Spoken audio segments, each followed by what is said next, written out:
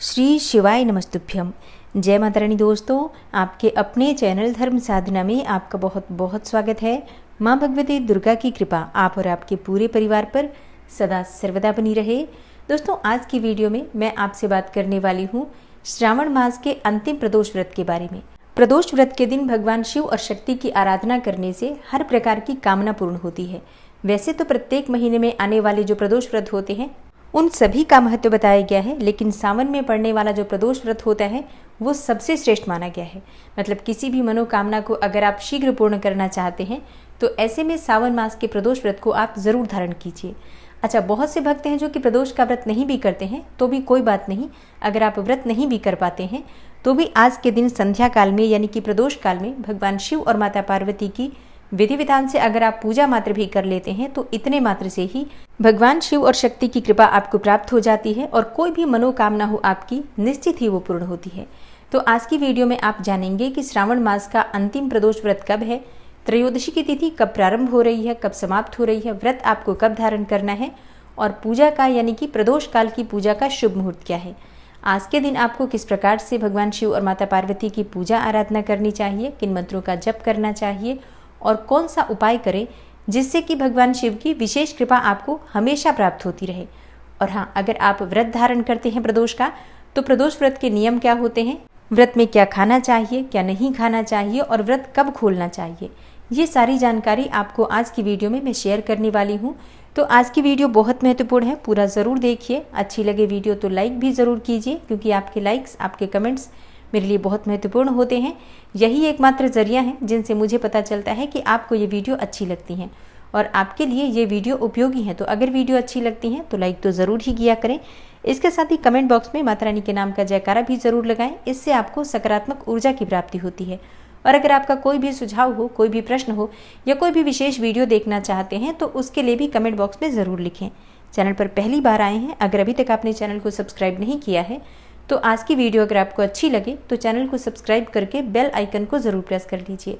इससे ये होगा कि इस चैनल पर जो भी नई वीडियो अपलोड होंगी उनकी नोटिफिकेशन आपको सही समय पर प्राप्त होगी। दोस्तों, बात करें प्रदोष व्रत के शुभ मुहूर्त के बारे में, लेकिन उससे पहले एक छोटी सी जानकारी आप लोगों से शेयर करना चाहती हूँ।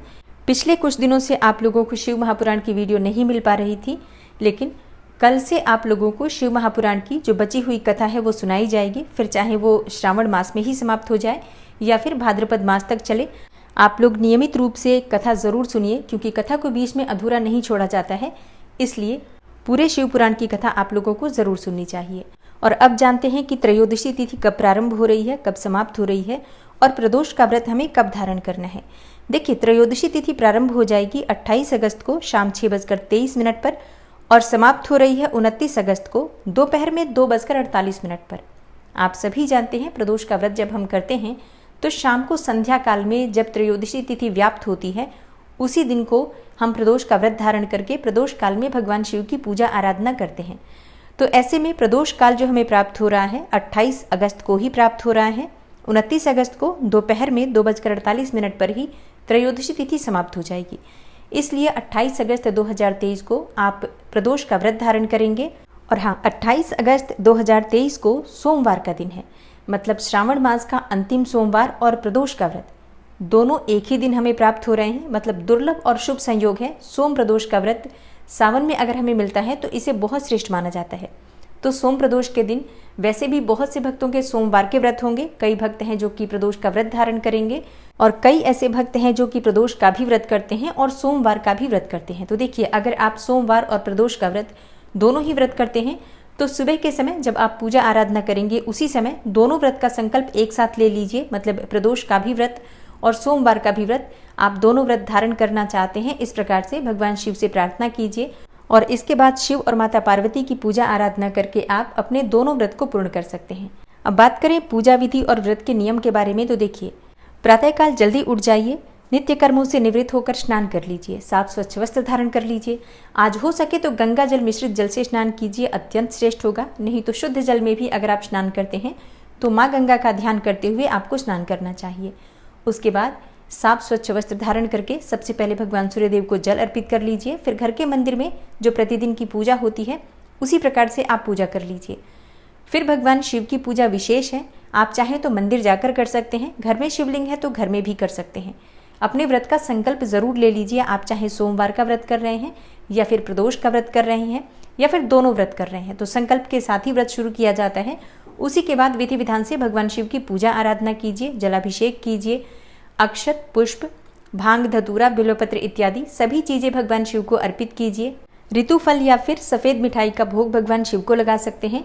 और इसके बाद भगवान शिव की कृपा की प्राप्ति के लिए शिव चालीसा का पाठ आप कर सकते हैं, चाहे तो शिव सहस्त्र नाम का पाठ कर सकते हैं या फिर कोई भी मंत्र, कोई भी स्तोत्र जो आप अच्छे से उच्चारण कर पाते हैं उसी मंत्र का यथासंभव जप कर सकते हैं। और हाँ, सुबह की पूजा संक्षिप्त रूप से मतलब पंचोपचार विधि से कर लीजिए, जितना आपके पास समय हो उसके अनुसार। फिर आप भगवान शिव की आरती कर लीजिए। दिन में अगर आप व्रत धारण कर रहे हैं तो व्रत में आप फलाहार ले सकते हैं, कोई सा भी फल खा सकते हैं, जूस पी सकते हैं, फलों का रस ले सकते हैं, दूध ले सकते हैं, चाय ले सकते हैं। मतलब फलाहार और जलाहार के द्वारा आप प्रदोष का या सोमवार का व्रत धारण कर सकते हैं। इसके बाद भगवान शिव की पूजा में प्रदोष काल की पूजा विशेष होती है, तो प्रदोष काल प्रारंभ होने से पहले स्नान कर लीजिए, साफ स्वच्छ वस्त्र धारण कर लीजिए और भगवान शिव की पूजा की सभी सामग्री लेकर आप चाहें तो घर के आसपास कोई मंदिर है तो मंदिर जाकर विधि विधान से भगवान शिव की पूजा आराधना कर सकते हैं, जलाभिषेक कर सकते हैं, पंचामृत से अभिषेक कर सकते हैं या फिर कच्चे दूध में केसर मिलाकर भी अभिषेक कर सकते हैं। गुड़ या फिर गन्ने के रस से भी भगवान शिव का अभिषेक कर सकते हैं या फिर फलों के रस से जैसे कि अनार के रस से भी भगवान शिव का अभिषेक किया जा सकता है। आपके पास जो भी सामग्री उपलब्ध है भगवान शिव के अभिषेक के लिए द्रव्य ले लीजिए। भांग, धतूरा, बेलपत्र, अक्षत, पुष्प इत्यादि, सफेद चंदन और भस्म के साथ ये सभी सामग्री लेकर आप घर के मंदिर में भी पूजा कर सकते हैं या फिर घर के आसपास कोई मंदिर हो तो वहां भी जाकर पूजा कर सकते हैं। जैसी भी उपलब्धता आपके पास हो, श्रद्धा भाव से कहीं भी पूजा करेंगे तो आपको भगवान शिव की कृपा प्राप्त हो जाती है। लेकिन कोई विशेष उपाय हो और घर के आसपास मंदिर उपलब्ध हो, आप जा सकते हैं तो मंदिर जाकर पूजा जरूर कीजिए। और हाँ, आज सोम प्रदोष है। अगर आप भगवान शिव को खीर का भोग लगाते हैं, दूध और चावल से बनी हुई खीर का भोग भी लगा सकते हैं, चाहे तो मखाने की खीर का भोग लगा सकते हैं या फिर साबूदाने की खीर का भोग भी लगा सकते हैं। लेकिन आज के दिन भगवान शिव को खीर का भोग अवश्य लगाना चाहिए और प्रसाद स्वरूप बाद में आप लोगों को वितरित भी कर सकते हैं, स्वयं भी ग्रहण कर सकते हैं। शास्त्रों के अनुसार सोम प्रदोष के दिन भगवान शिव को अगर खीर का भोग लगाया जाता है या फिर सफेद मिठाई का भोग लगाया जाता है तो इससे कोई भी मनोकामना हो आपकी पूर्ण होती है। घर में सुख समृद्धि की प्राप्ति होती है, सौभाग्य में वृद्धि होती है, धन संपदा की प्राप्ति होती है। मतलब ऐसा कहा जाता है कि सुख समृद्धि, संतान, सौभाग्य, हर प्रकार की कामना खीर का भोग लगाने से पूर्ण हो जाती है। तो आप अपनी इच्छा के अनुसार किसी भी वस्तु से खीर बना सकते हैं, मखाने की या फिर साबूदाने की या फिर चावल की। तो विधि विधान से भगवान शिव और माता पार्वती की पूजा आराधना कीजिए। माँ पार्वती को आज लाल पुष्प अवश्य अर्पित करना चाहिए, गुड़हल का या फिर गुलाब का, जो भी आपके पास उपलब्ध हो। सौभाग्यवती महिलाएं लाल पुष्प अगर अर्पित करती हैं माता पार्वती को तो इससे उनके सौभाग्य में भी वृद्धि होती है और उन्हें धन संपदा की भी प्राप्ति होती है। कुंवारी कन्याएं अगर माता पार्वती को लाल पुष्प अर्पित करती हैं तो मन चाहे जीवन साथी की प्राप्ति होती है। तो आप चाहे कुंवारी हो या फिर विवाहित, माता पार्वती की विधि विधान से पूजा जरूर कीजिए और सुहागिन महिलाएं माता पार्वती को सिंदूर अवश्य अर्पित करें। और हाँ, आप चाहें तो 16 श्रृंगार की सामग्री भी अर्पित कर सकते हैं, इससे दाम्पत्य जीवन सुखमय होता है। और हाँ, कुंवारी कन्याएं अगर सुहाग की सामग्री माता को अर्पित करती हैं तो इससे उनके विवाह में आ रही बाधाएं दूर होती हैं, जैसे कि योग्य जीवन साथी की अगर आपको कामना है या फिर मन चाहे जीवन साथी की कामना है, शीघ्र विवाह की कामना है, तो माता पार्वती की विधि विधान से पूजा करके सुहाग की सामग्री अर्पित कीजिए। और हाँ, इनमें से कुछ चीज़ें आप चाहें तो किसी सुहागिन महिला को दान कर सकती हैं और कुछ चीज़ें आप स्वयं भी प्रयोग कर सकते हैं। और बात करें पारण के शुभ मुहूर्त के बारे में तो देखिए, प्रदोष के व्रत में पारण का शुभ मुहूर्त ऐसा कुछ नहीं होता है। कई भक्त हैं जो कि शाम के समय मतलब भगवान शिव की पूजा आराधना करने के बाद भोजन कर लेते हैं। तो अगर आप शाम को व्रत खोलते हैं तो ऐसे में आपको मीठा भोजन करना चाहिए। और कई भक्त हैं जो कि प्रदोष का व्रत अगले दिन खोलते हैं, तो फिर आप अगर अगले दिन व्रत खोलते हैं तो शुद्ध और सात्विक भोजन करके आप अपना व्रत खोल सकते हैं। सुबह की पूजा भगवान शिव की करने के बाद ही आपको व्रत खोलना है, इस बात का ध्यान रखिए।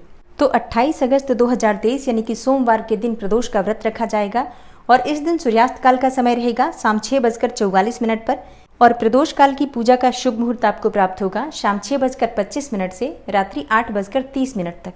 तो ये है आज की वीडियो जिसमें प्रदोष व्रत से संबंधित संपूर्ण जानकारी मैंने आपसे शेयर की है और प्रदोष व्रत की कथा की वीडियो आपको कल सुबह मिल जाएगी। और हाँ, इसके अलावा भी अगर आपका कोई प्रश्न हो तो कमेंट बॉक्स में ज़रूर लिखें। मिलती हूँ मैं आपसे अगली वीडियो में, तब तक के लिए नमस्कार।